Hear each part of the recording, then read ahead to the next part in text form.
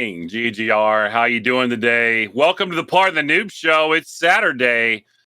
I'm Jay Gotti. The man next to me is the OptimusMagnum. Hope you guys had a great week. We're going to kind of catch you up with some gaming news, some GGR stuff like normal. Tease the show for next week as well. Tony, how's the week been going, man? How is this work week for you? Excuse my smirk, but I'm laughing because our producer made a sneak appearance just now. If anybody caught that. He did. So funny. But Very anyways, sneaky. my week has been great. I started a new job last week. I'm doing very well at said job, so thank you. I found my long lost wedding ring. I had to go buy a replacement wedding ring because I was so upset that I lost it. My son got a hold of it and somehow lost it, but it turned up in the fact that I just got a new roof.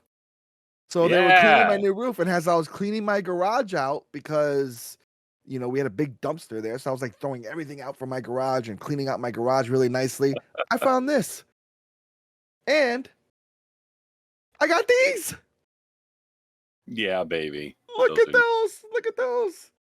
Oh, they're so pretty. I have had a lot of fun the last few days. Life is good right now for me. Nothing can go wrong. Ordered status to in-person status there. Yes. Yes. How's your week? Pretty decent. That was a really crazy week at work. A lot of stuff going on. But we push on. We make sure our gaming journey is there too. And fortunately, YouTube was kind this week. We averaged about, no less than 550 views per short we put out. We put 7 or 8 of them out, so it was nice. And we just went over the plateau of 650 subscribers, as well as 175,000 views on the channel. So nice, pushing hard That's with how that. We do it. Absolutely appreciate all you guys out there that watch the YouTube channel, and please continue to do so. It's gonna keep up the grind, man. Hopefully by the end of the year we can get something going close to the right direction as far as meeting the ultimate goal of 1,000 and 4,000 hours watched in the last year. So other than that, been a pretty good week. We had some rain here. It's been cooler. Finally out of those 90, 100-degree temperatures, which is always nice, and it feels Very good. nice. But other than that, pretty good stuff, man. Nothing to complain about other than the Niners losing to Aaron Rodgers on Sunday night last week. But we're not going to get started on that because it's not a sports show. No, it's but not.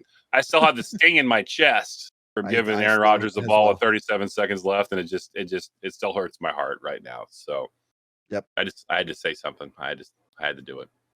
Yep, I texted my brother and I said it's too long, and he said, "No, you guys got it." I texted him back and said, "I told you, and I'm going to bed. Good night." That was it. Absolutely. Oh, stingy. But we have some updates, don't we? GGR updates, because we are part of the Good Game Report.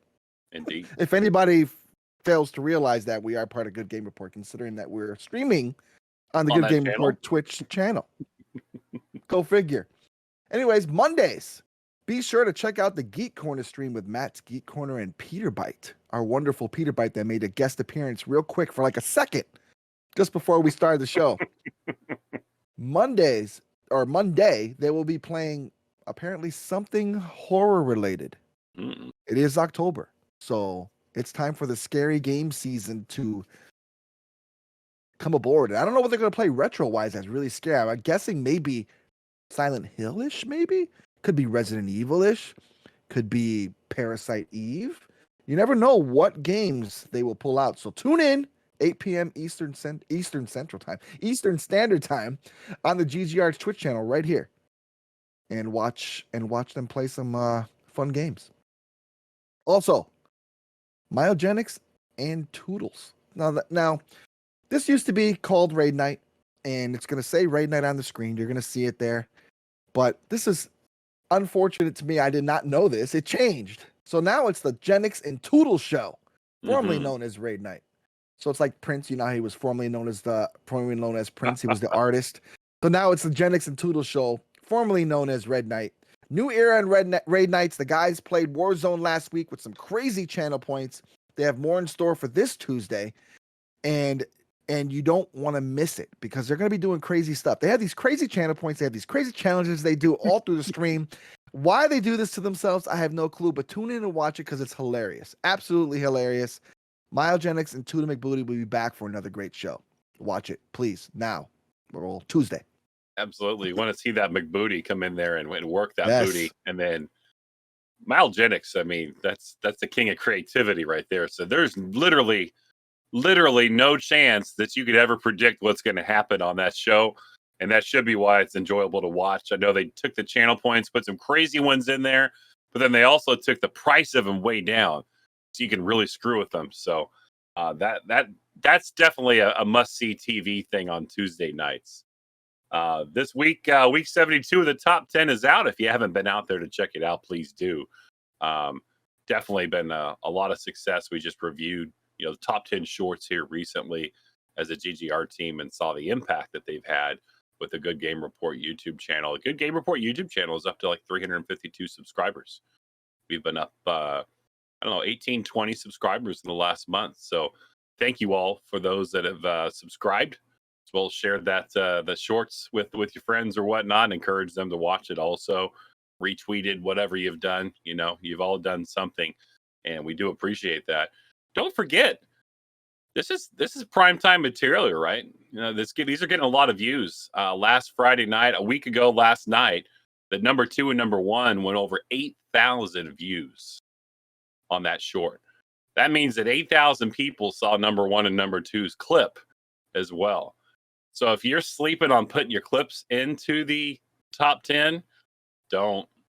By the way, there's also another sub thread of that channel right now for your horror clips. I think we're probably going to do something with horror clips and put something together separately for that also, or maybe just take over a week closer to Halloween or something.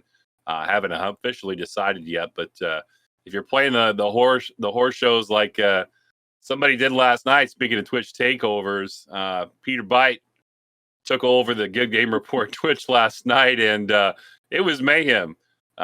He put 4 different sounds in there, and every time I came back to the stream, they were timed out because everybody had them timed. And there were some really good clips that came from that show. It was very entertaining. So thanks to Peter for putting that on. I believe he's going to continue to do that on Friday nights and or Saturday nights for the rest of October. I'm not sure how to pronounce the name of the game. It's Visage or Visage, Visage. Tony, you know how to say that? I think it was Visage. Yeah, I think that's how you pronounce it. But all I know is that we scared the living daylights out of him all night long. It was awesome. He jumped at least 40 times.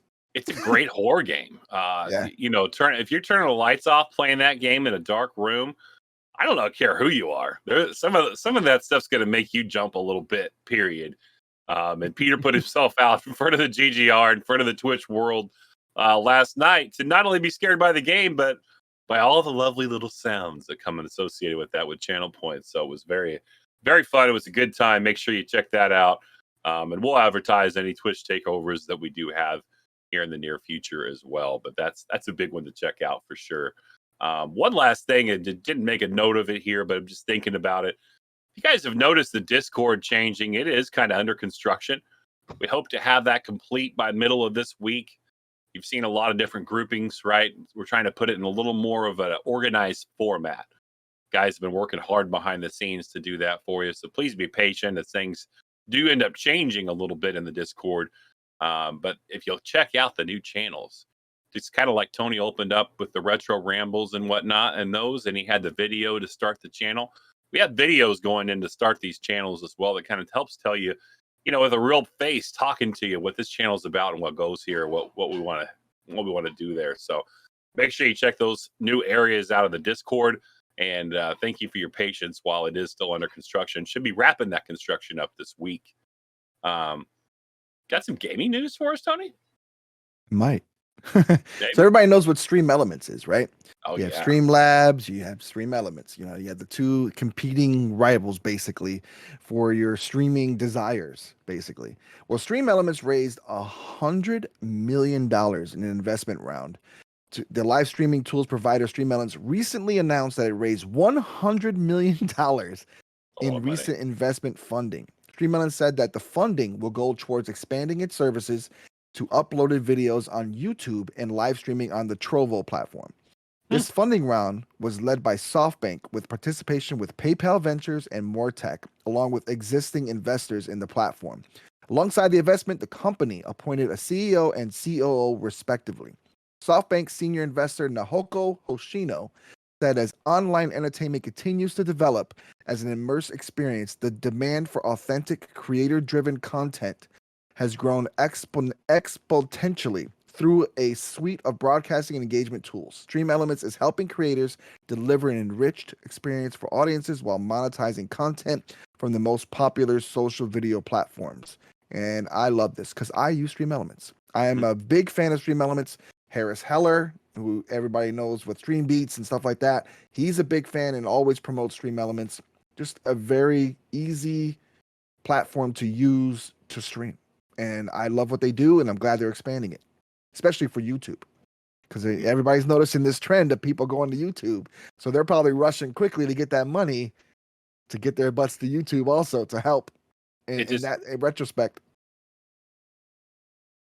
Go ahead. Oh, go ahead. I wasn't finished. It just shows, right, that little signs over toward YouTube. Everybody's getting ready for YouTube because YouTube puts some more monetization options in there, like the gifted subs and whatnot that Twitch has. And bye Twitch. I know I'm going to jump ship. I just need the right things to be there for me, and I'll jump ship. I use Stream Elements as well. It's a fantastic platform. It is not the memory hog that Slobs is, right? I use it along with OBS, and it's a perfect relationship. Hopefully these additions they do kind of still honor that low memory usage features, and can continue to give us some good stuff. So they're going to be investing in the Trovo platform as well, which is a very little known streaming outfit too. So that's interesting. That kind of caught my eye a little bit that they're going to invest into the Trovo platform a little bit as well. Yeah, they're trying to meet all streamers' needs. So if you stream on Trovo, they want you to use Stream Elements. You stream anywhere, they want you to use them. Now, mind you, they're already on YouTube. For people that don't know, they already have a thing for YouTube, but they're probably expanding that because there's not as many options for the YouTube streamers on Stream Elements as there is for Twitch. And you'll if you stream on both, which I have and you have, you'll notice the difference between the two when you actually use the software. Exactly. Yeah. I'll move it on with some other gaming news. Activision Blizzard settles with the EEOC for $18 million. We've been covering this story for a while. Definitely a lot of too much hanky-panky going on in the Activision Blizzard world in the corporate form. Activision Blizzard's reached their settlement with the Equal Employment Opportunity Commission, the EEOC. That's what I'll refer that to as the rest of the story here. It's one of the U.S. government bodies that has been investigating the workplace issues happening with the Call of Duty publisher. So Activision Blizzard has promised to. I can't talk this morning. I'm just going to be honest with you. They created an $18 million fund. It's going to compensate, make amends eligible to claimants. The EOC is going to determine how much relief and who's going to get it as well. So this is going to be open to current and former Activision and Blizzard employees. So even if you left the company, you're still going to be eligible to take advantage of this. Anybody who worked in the company's U.S. locations since September 1st, 2016. So this shows you how deep this goes and how long back this goes as far as being documented. Any money left over from the $18 million fund will be donated to charities focused on promoting awareness around harassment, gender equality issues, advancing women in the gaming industry, company diversity, equity, and inclusion initiatives. All charity selections will have to be approved by the EEOC as well. So the hammer kind of comes down a little bit. I feel it's a little bit light, 18 million, as we just talked about how much money they make, back in episode 13. Just the mobile game alone makes 6 times this in half a year. I mean, I don't know if that's the exact numbers, but it seems like a pat on the wrist for Activision Blizzard, but it's a real win for employees that had to endure some of this crap that went on there. And I'm glad that there's been some money set aside to take care of those people. And then also, if there's money left over going out to other charities that are going to help prevent some of this stuff from happening out in the real world. How do you feel about this, Tom? Yeah, it's hard to explain because I feel like they're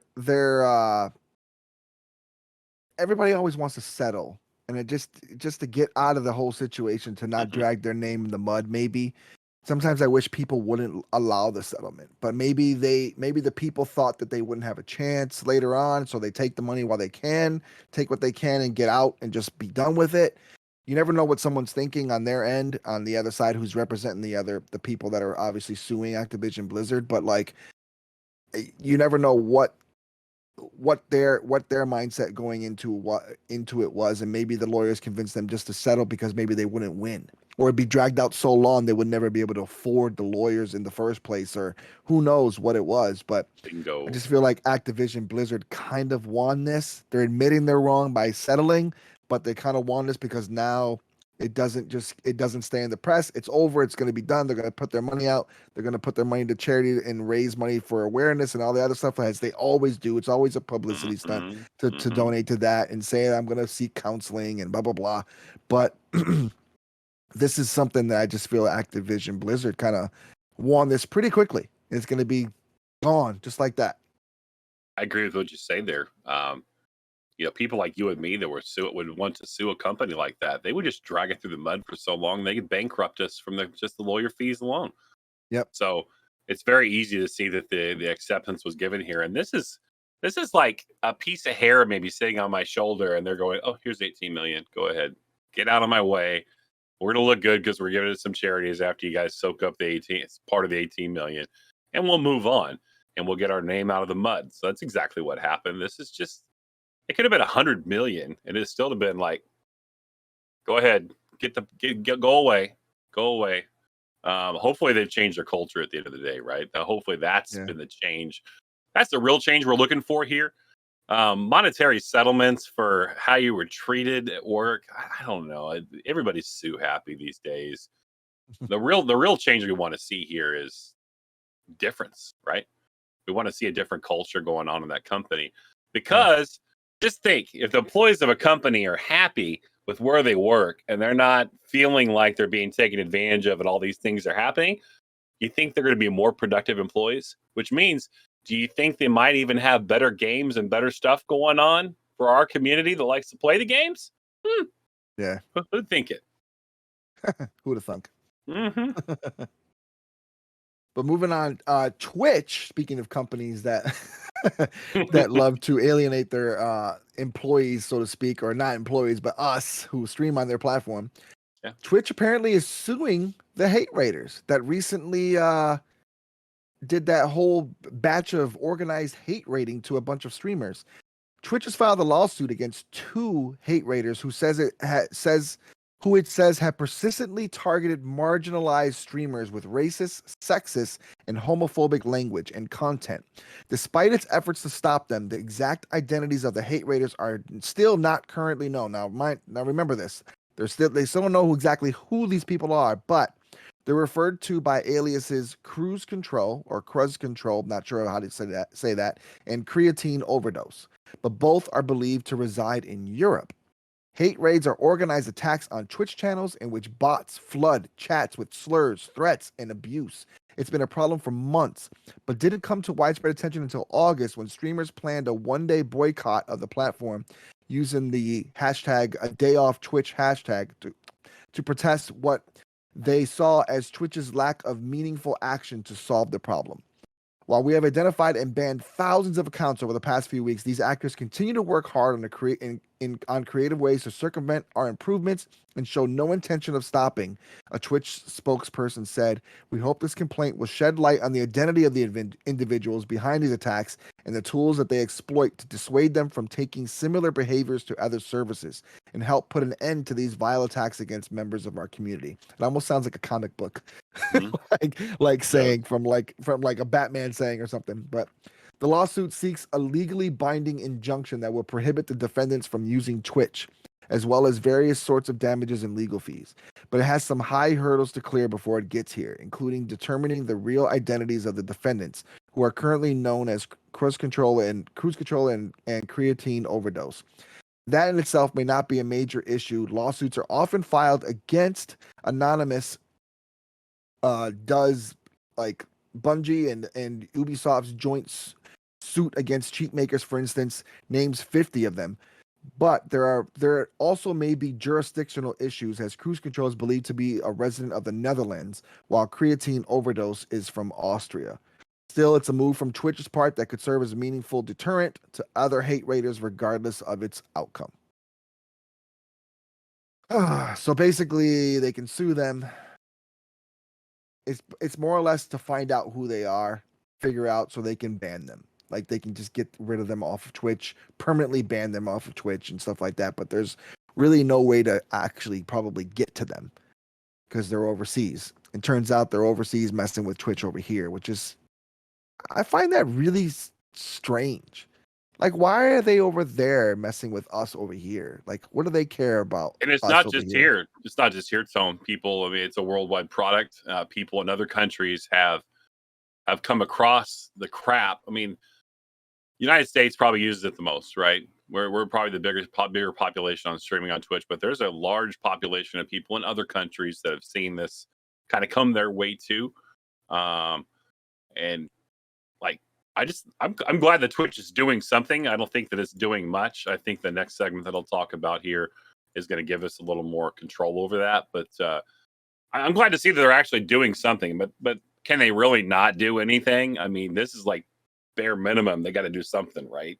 If they don't do something, then they're going to get poo-pooed even more. So this is just, in my opinion, this is just Twitch. You know, you're not going to find these cats, but at least you've narrowed down the countries from the IP addresses they're using or whatnot. You know, allegedly, it hasn't been spoofed from somewhere else halfway across the world. But I said this before, though. They should just find their IPs and ban them.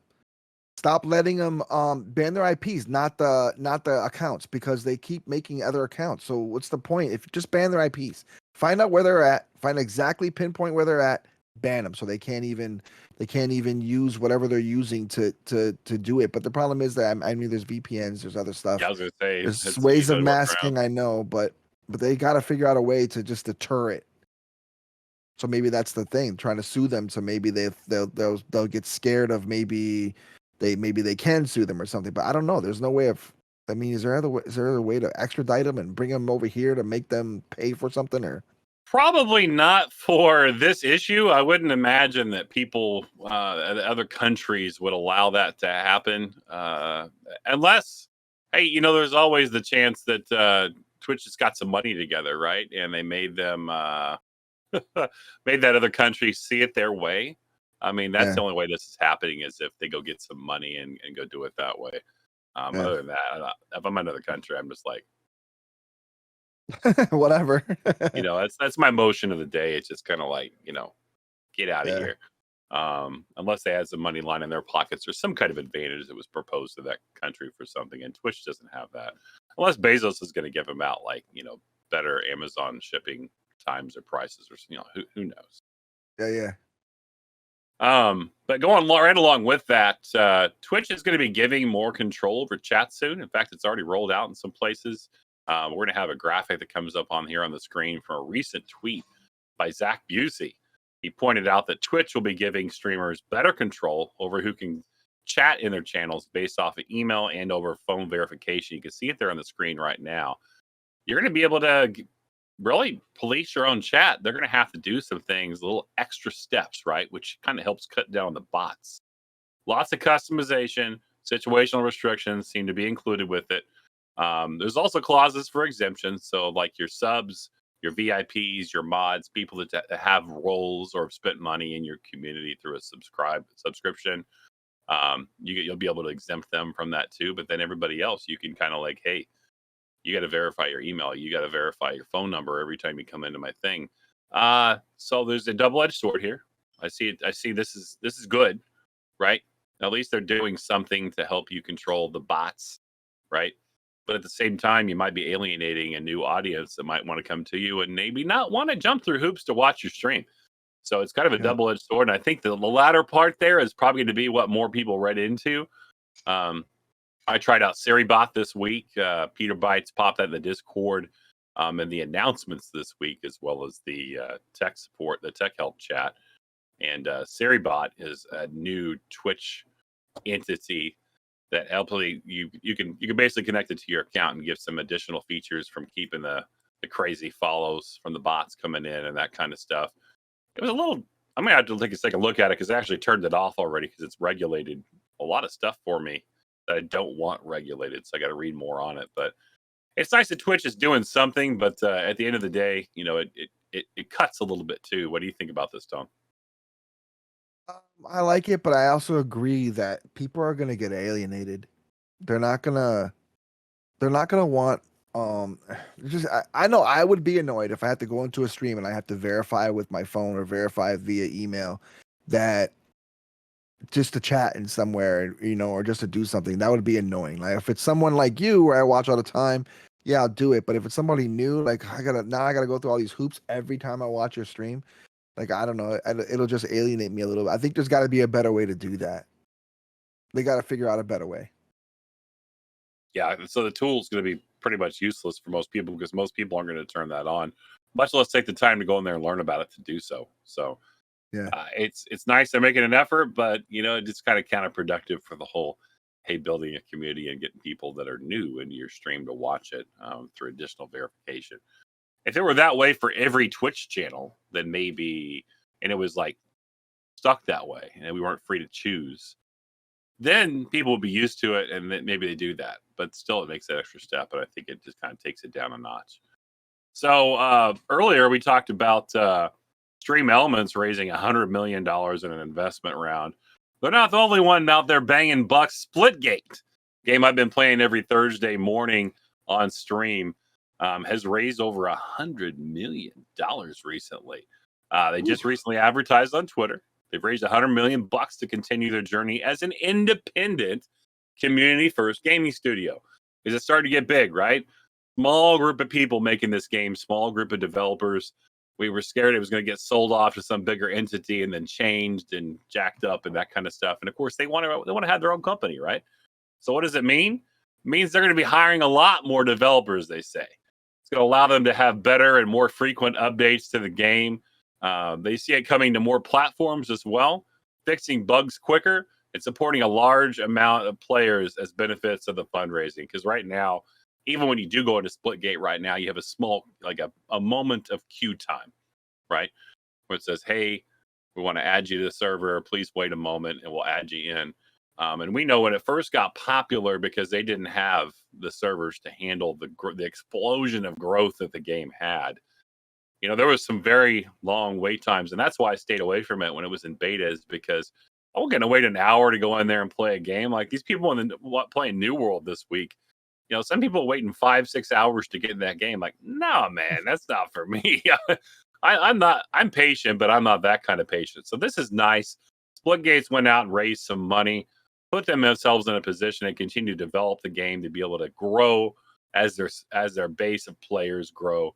This is a good news story. This is a small company coming up with a game and pushing through and not having to fold into one of the bigger guys, and keep their roles, keep their company going and grow up from the ground up. What do you think about this one, Tom? It's awesome. Yeah, it's a really fun game too. Like it's and it's just good that they're getting more developers, getting more people in, making the game more fun. Probably, hopefully, take some advice from some of the gamers out there that are actually testing it because it is in beta. So people are testing it. People are hopefully, submitting stuff. I mean, most people probably just play it and stream it and stuff like that. But hopefully they're getting enough feedback where they can make it better and make it more fun. Because it looks like a fun game. I have not played it yet, but I have watched you play it. I have watched a lot of people play it, and it looks really fun. And I think it's a game that I want to try to start playing because I was scared of the portals at first because I thought it would make me maybe dizzy or something like that. But it looks like if you navigate the portals correctly, you'll be fine. It's just that for me, it looks like you can still play it. But for me, it looks like Halo. Literally reminds me of Halo. It's like it's literally playing Halo but with portals. And cool. I hate to say it, but they're striking. The reason I think this is a little popular is because there's a certain game that's coming out here later this year, and everybody wants their fix, right? Yeah. So I've queued into Splitgate very easily this last week, and you know why? I think I know why. It's because Halo beta's out. some of that Halo Infinite beta's out, so people are thirsty, right? So they're going to need to grab something, right? Since they're in season 0, they got their first battle pass out and everything. They're going to need to do something to keep it interesting because a lot of their audience is probably just waiting on Halo to start, to be honest. And I worry about that for them as a company. They're going to have to do something to stay competitive in the space because Halo Infinite's coming, and we've all been waiting for Halo for ages and ages and ages. And I'll be honest, I'm going to be on that ship. If it comes between streaming Halo Infinite or Splitgate, sorry, Splitgate. Halo.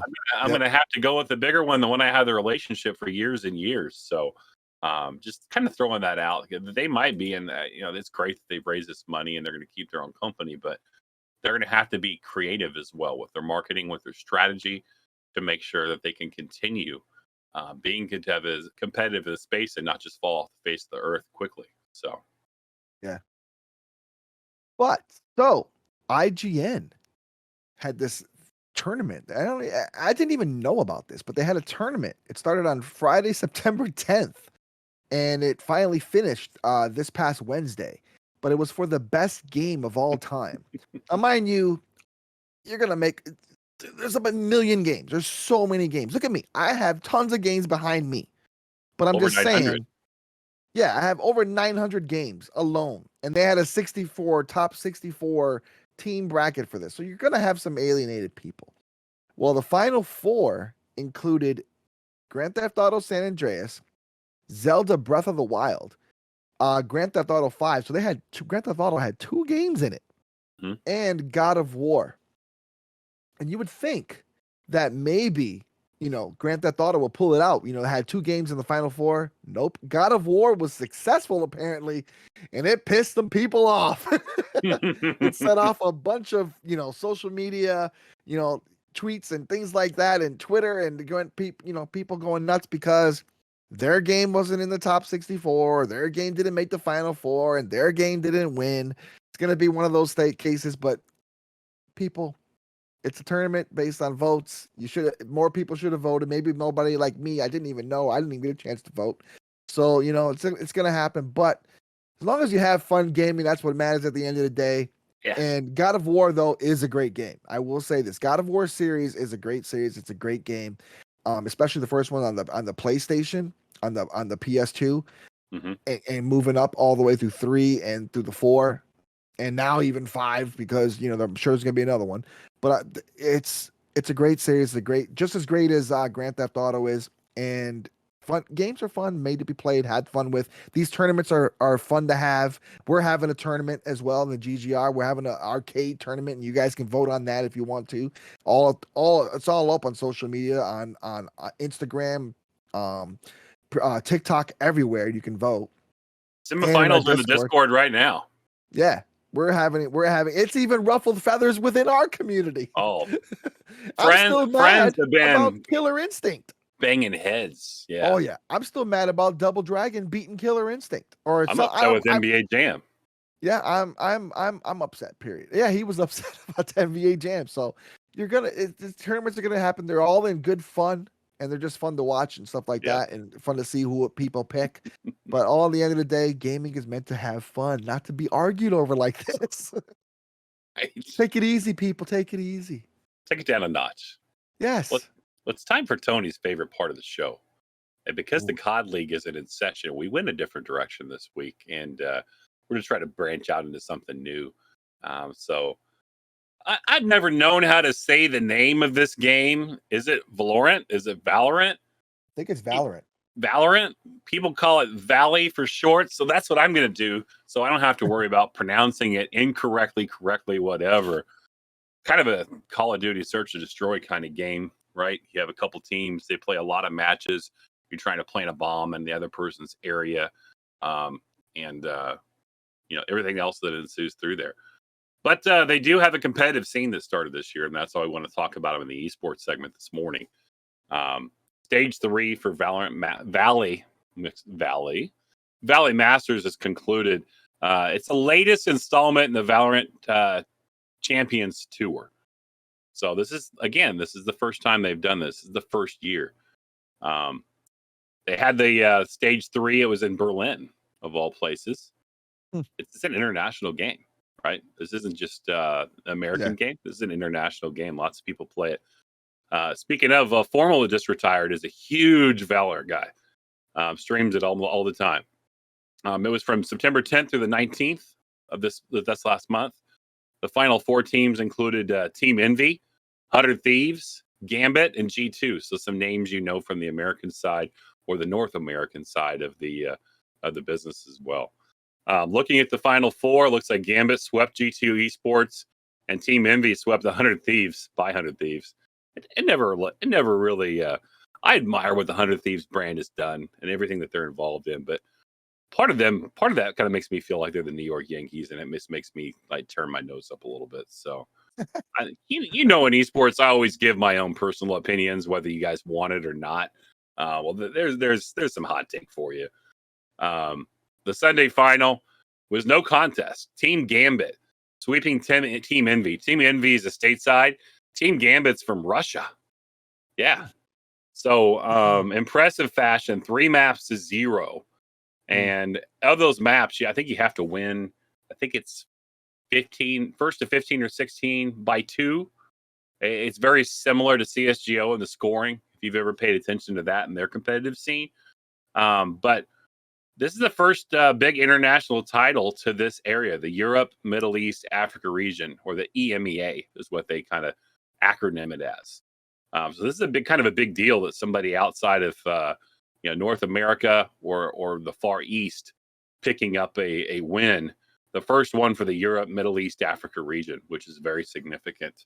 For those of you that aren't familiar with how Valorant kind of does this competitive setup, we're going to put a graphic here on the screen while I kind of talk through it here so you can kind of see what's going on.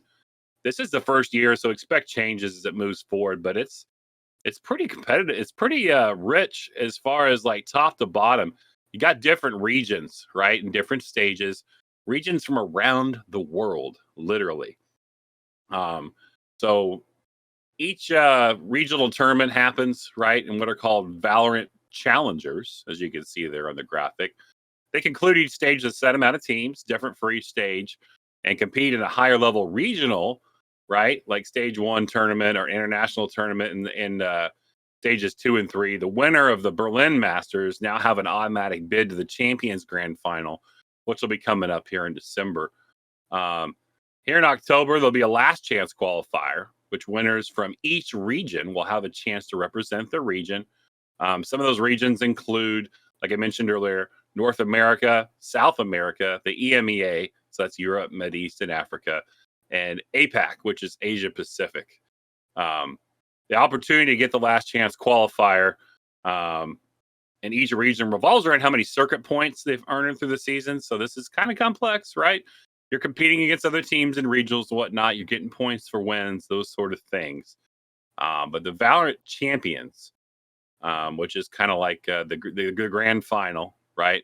Champs for COD League, same kind of deal here. It's going to take place December 2nd through 12th. This is the very first year of competition for competitive Valley. So teams all already qualified for the tournament. For those of you that follow it, you probably already know, but Gambit, Sentinels, Team Envy, KRU, Team Vikings, Keyed, Ascend, Fnatic, Vision Strikers, which has a strong following, Crazy Raccoon, what a name, X10 Esports, and then Team Secret. It's going to be a huge tourney. So this is, if you haven't watched Valley competitive wise, maybe in December. It's going to run December 2nd through the 12th this year. If you haven't watched Valley and you want to check it out, it is actually a pretty cool game. It is mouse and key. You can't use your controller. So these are all mouse and key players. So that kind of kicks me out. I played one game of Valorant with some friends on a Saturday night once. And I went in there and I got an ace, which is considered, you kill all the other 6 players of the team or whatnot. I aced the other team once, and I competitively retired from Valorant because I figured that's the peak of what I'm ever going to be able to do in the game. because I'm not a big mouse and key guy. I'm stuck on my controller. But this is pretty cool. You know, you've got another league popping up with not just a around here flavor with a little bit of Europe sprinkled in. This is worldwide, baby. This is everything. This is the whole globe completing in this game. So, which I think is really cool. So I'm going to definitely be watching this in December and expect a part of the Noob Show to follow up on the progress of champs and maybe even this last chance qualifier coming up here in October. So look for more news on this before the COD League gets started again. Tony, what do you think? Is this overload for esports for you, or what are you feeling right now? No. I think Valorant's a cool game. Very CS:GO. Like, I wish I could play stuff like this. But unfortunately, I have the same issue, and I cannot. I've tried it for the life of me. I don't know how many times that people say you just got to practice, you got to keep at it. Well, I have, and I cannot do it with keyboard and mouse. For me, I like the controller. That's just me. I need like an oversized keyboard for these paws because everything's always grouped in there together. So here I am like this, trying to use these paws to push different buttons. I got a controller for that, baby. I can do all that stuff from a controller and 8 buttons. What do I need that for? The mouse. Exactly. The mouse can't do it. Oh my goodness, the mouse aim is so precise. But it's the left hand on the keyboard that kills me every time. So yeah, I can't do it. Can't. But it's time for Retro Corner. Your favorite part now. See, I've see. It's crazy how the roles are reversed. You know, now it's Gotti's favorite part now, the Retro Corner. Absolutely. And if you've been sleeping or basically under a rock, or you just don't play Nintendo, I guess, then you haven't heard all last week. It was all over YouTube, all over social media. If you follow that kind of stuff, Nintendo Switch Online announced the expansion pack. That means we're getting N64 and Sega Genesis games onto your Switch. Basically the same way that they had the SNES and the NES games. They're doing the same thing now with the N64 and Sega Genesis, except it's going to cost you a little bit more money. That money has not been announced, but I'm guessing it's like $20 or $30 more than what we pay now, which is $20 for the whole year, which isn't bad. No. So it's probably going to make it like $50 a year. I'm hoping it's just $40, because that'd be great. Because I already paid for PS Plus and Xbox Live, so it's a lot of money. But consumers will be able to play basically a bunch of Nintendo 64 and Sega Genesis games, and they're also releasing a controller which is available to only Nintendo Switch Online members, and you will be able to get a wireless N64 controller, which is cool for those of you that love those controllers. I personally do not like the N64 controller, but for those of you that do like that and love to play like Mario 64 with those controllers, you're going to have a wireless one, which is pretty dope. Sega Genesis controller as well. It's going to be the 3-button ones. That's kind of funny, but in Europe and overseas or Japan, they're getting the 6-button controller, which I felt was unfair. They get the 6-button, but we get the lousy 3-button. Why can't you just include the 6-button for both?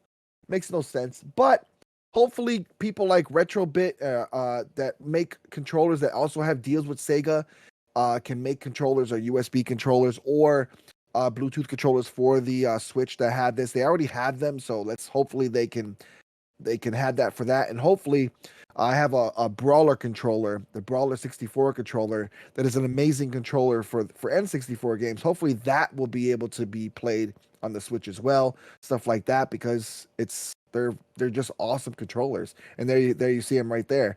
Give us all 6, baby. Yes, not 3. yes. What are you talking about? 3? It's 6, man. It's always been 6.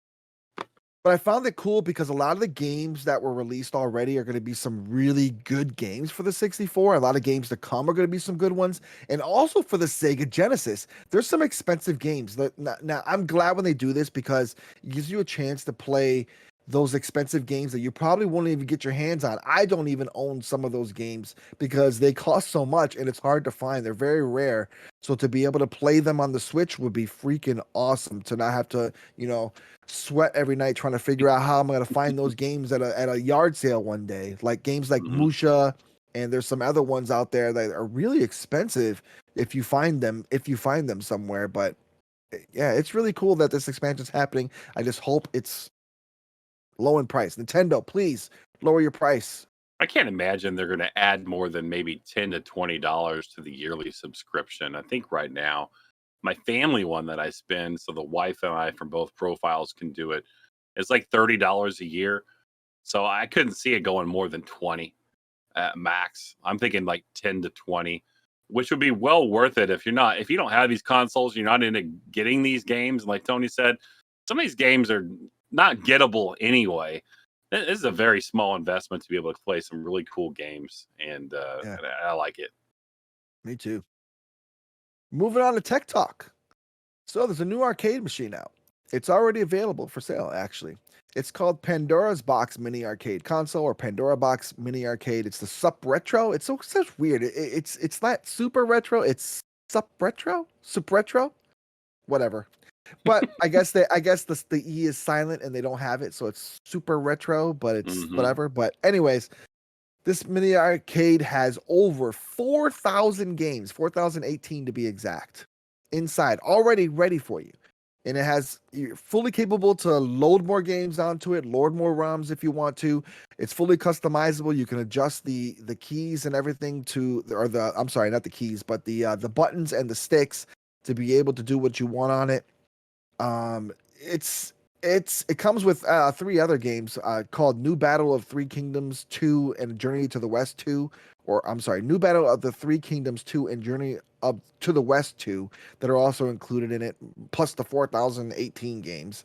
And supposedly it's a newer version of ones that they have made previously, and it's fully upgraded. The 3D dashboard is fully upgraded. The simulator is running more smoothly, as in like the actual emulator that's running on there, because it is running an emulator basically. And it's also online, so you can actually plug this thing onto the internet. Obviously, download patches or things that you need for it right to the actual arcade machine itself.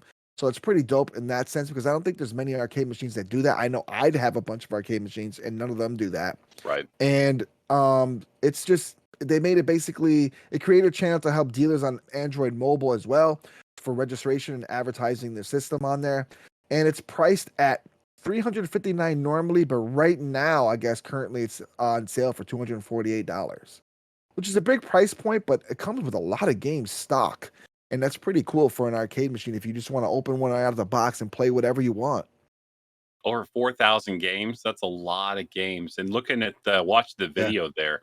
It looks like you can add a controller to this thing. It's got an HDMI out, it looks like, as well. So, like a guy like me, I got pause. I'm not going to be able to play that thing. But what I could do is I can run that to my monitor. I could run that probably even to my capture card back to my monitor. I could probably even stream the games, maybe. You could, depending on what that output looks like. You could stream using the sticks. I could plug a controller into the back of one of those USBs, and there's a lot of options here for 4,000 games. If you take that down, I'll do some math real quick. Where's the calculator at? Maybe the producer will get there sooner. But so we said 248 on the price, what it is right now, and there's 4,018 games you can obviously load more in the future. That's a pretty good deal. Is it like $2 a game? Super cheap. $2 a game? I'm curious now. $248 divided by 4,018 games total. That's like 6 cents a game. 6 cents a game. I was way off. 6 cents a game. 6.17 cents per game. And you can put more on it? Oh, baby. Like 5 cents a game. Come on. Yeah. So, yeah. But I like stuff like this. I love arcade machines. So I was actually looking at it because I just love collecting arcade machines. I have a bunch of them over there. And I was looking at it, but the $248, I understand it's 4,018 games, but that's just that's a big price point for me. It is. But it looks like a well-built machine. It has a lot of USB outs. It has, like I said, the Ethernet in. It's got a cool way of searching the game. So you can actually search for the game you want to play within it. So you don't have to scroll through 4,000 games trying to find the game you want. So you can just basically type it in. It'll bring up the games, and you can do that. You can do it by genre, I believe, as well, and stuff like that. So it's got a lot of customized features within the arcade built in that are really cool. It has two ways of using it. I think you can use Raspberry Pi in another way. I was watching the video on it, and it explained a little bit about it, but there's all these different things you can do, and it's like I said, it's fully customizable. So it's really cool. But moving on, game deals. Game deals are happening already. It's that time of the year at the end of the month where we find out the PlayStation Plus and Xbox game deals. And the PlayStation Plus game deals are first for October 21. They're out to our 2021. They're out. PGA Tour 2K21 and Mortal Kombat X are coming out for the PS4, and Hell Let Loose is coming out for the PS5. There's a lot of backlash for this because a lot of people, I guess, don't like PGA Tour. They thought Mortal Kombat was kind of like, not a kind of game that they wanted, I guess, because it was kind of older. They didn't really want those to be the free ones. They want more newer games to be free. They want more, just, I guess, the sports games are kind of suspect because, yes, it's 2021 now, but it's so old that 2022 is probably coming out. So they're probably giving this away free so they can do it, but I'll take it. Yeah, I like I don't golf have a games. I PlayStation, like but I'll like take it. Give it to me if you don't want it. Yeah. So, but yeah, so there was a lot of uproar about that as PS Plus is starting. I think PS Now they want people more to go towards PS Now, like how people go to Xbox Game Pass. So I think it seems like they're making the games a little bit worse so they can try to just inch them over there, but we'll see what happens with that in the future. But Xbox Games with Gold always gives out pretty much 4 good games or 4 decent games, and one is Arrow, which I have no clue what it is. I looked at it; it has something to do with basically a rope or a line, and you have to navigate this line through stuff. If you're into the games like that and you know about it, hey, kudos to you and enjoy playing that for free. Another game called Hover, which I absolutely do not know about as well. And then there's Castlevania Harmony of Despair and Resident Evil Code Veronica X, which will be available. And I already know Resident Evils and I know Castlevania, so those are always fun games. Castlevania is always a fun time. And for Steam deals, they're out right now. There's a bunch of deals actually, but I'm going to talk about one in particular. But Steam deals are out. There's a lot of games for 50% to 70% off, sometimes, even more depending on the game. But right now, the Fear Collection, if you haven't played Fear, it's October. It's time to be scared. So the Fear Collection is out for $10.99 right now. So deal. I took advantage of it yesterday. I think you said that on my stream yesterday. I said, hey, check this out. I looked at it right after. I mean, you're getting 5 games. 5 games for $11. That's cheap. You got to do it, right? It's only $10.99. So it was great picking up some games I haven't played. It's Halloween. It's October. A lot more of these kind of games playing.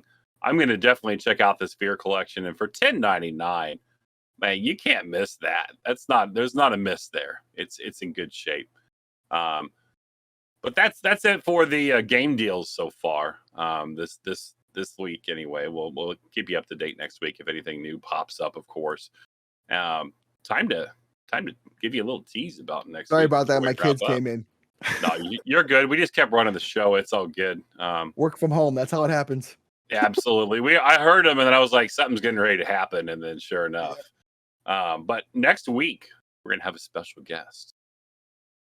And they're actually from the GGR community. And I guarantee you won't guess who it is. So we'll leave it as a tease for now. And you'll have to show up next week.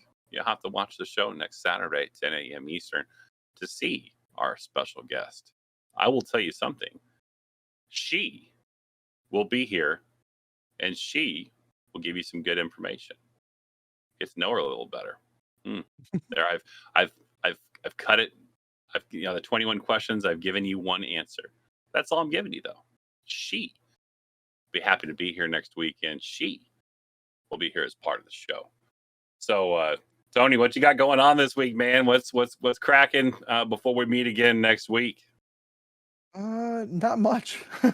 I probably won't be able to stream yet. I'm still, learning work and learning stuff like that. So until I get that down packed enough, then I'll, be able to know what time and what times I can stream. But it won't be until if I stream, it'll be at night. So That's the only time I can't do mornings anymore because my job is all the way through the morning. So unless I did it like 5 in the morning, that would be the only way. I don't really want to get up at that time. Hey, I get up at 6:30 every morning now, and so I stream 5 days a week now because why not? Whether I go to the site or not, I usually try to start 7 a.m. to 7:30 a.m. Central Standard Time. We play Apex 2 to 3 times a week. We get some Warzone, some COD multiplayer in there, some Splitgate in there. For now, until Halo comes. Oh, yeah, baby.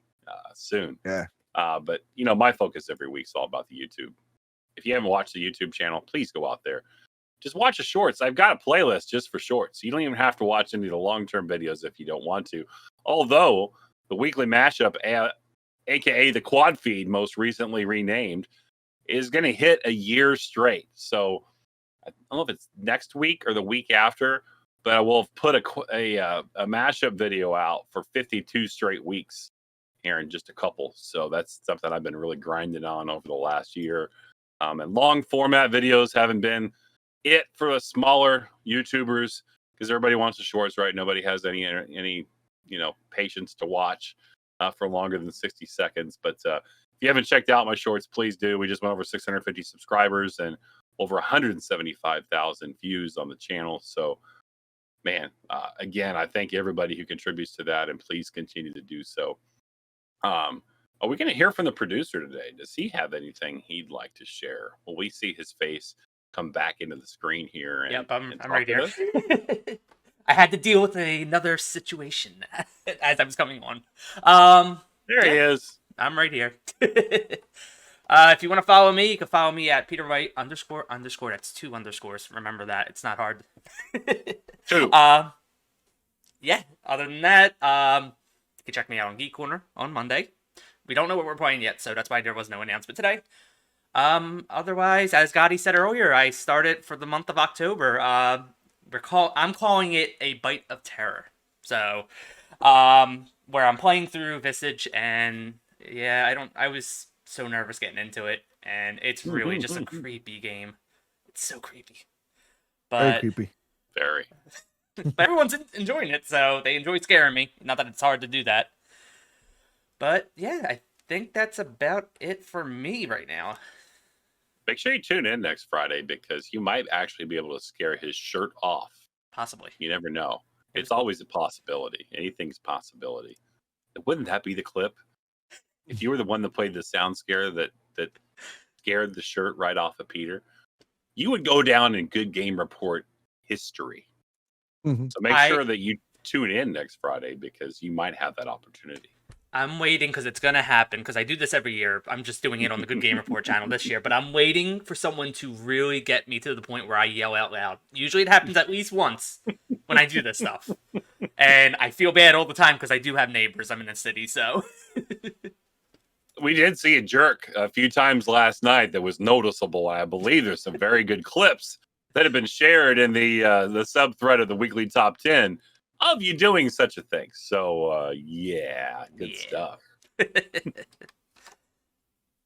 All right, everybody. Well, we're going to close up the stream today, close up the show.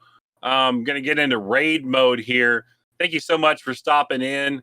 Episode 14 here on live on the Good Game Report channel.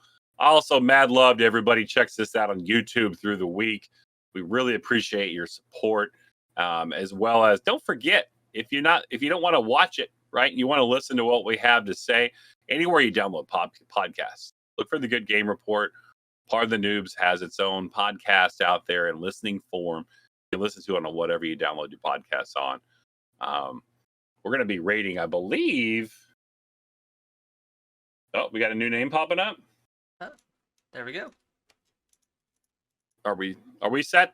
Yeah, Pete, who are we going to raid, Pete? We're going to raid the one that was just posted, so Optimus can announce who it is. Optimus, go ahead. So this is a person I've been watching for throughout the pandemic. He plays a lot of retro games. He has a long list of games that he's beaten, and he does not stop until he beats them. So he'll put a game in, and he'll play it for. I've seen him play it for weeks before he beats it, through frustration, through sometimes ending streams because from hours of just being on one level and not stopping on that one level until he beats it.